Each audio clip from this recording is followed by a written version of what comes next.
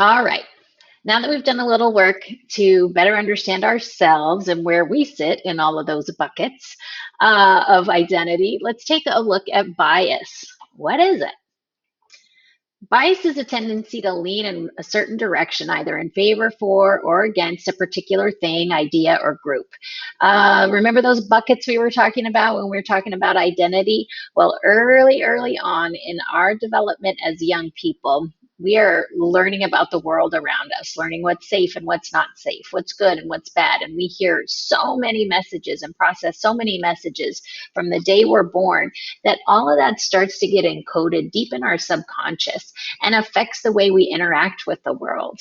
Those biases show up as a stress response. Even when we don't think we have a bias, our body is responding to that subconscious message. So go ahead and click the link right below to the Harvard Implicit Bias Test site, where you can pick from a long list of tests to check out and see if you have a subconscious bias of your own. I encourage you to pick one that you don't think you harbor and find out if you do. You can go ahead and pause the video right now. I'll wait.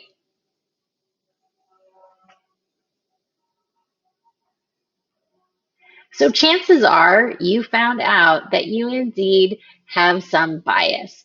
It's often encoded subconsciously. As I was saying earlier, we learn these messages early on in our development as young people. From the day we're born, we're learning how to sort the world into these buckets and assign value and worth to the different buckets and identities. We all have them. You cannot escape growing up in the world without some of the subconscious encoding happening. It shows up in adults across cultures, across identities. We all have been encoded with these biases. Even if we think, we're the most woke around, we also have biases. Our brains create them in order to manage all of the data that we have to process from day one when we are born. There's just simply too much overwhelming data to consume for us to be able to make sense of the world without kind of sorting things and encoding these biases. These biases cause our physiology to respond in moments that sometimes shortchange or short circuit our better thinking. The stress response causes the frontal lobe not to be as active, and the deeper parts of our brain that are associated with that fight or flight response often show up and kind of take over. If you've ever had one of those situations where you've said something and as soon as you said it, you thought, oh my gosh, why did I say that? That was the stress response showing up. So we've all got it.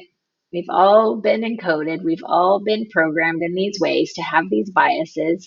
And what really matters is that we pay attention to this wisdom, that we know we've got them, and we begin to notice when they show up and do the work of sort of reprogramming ourselves.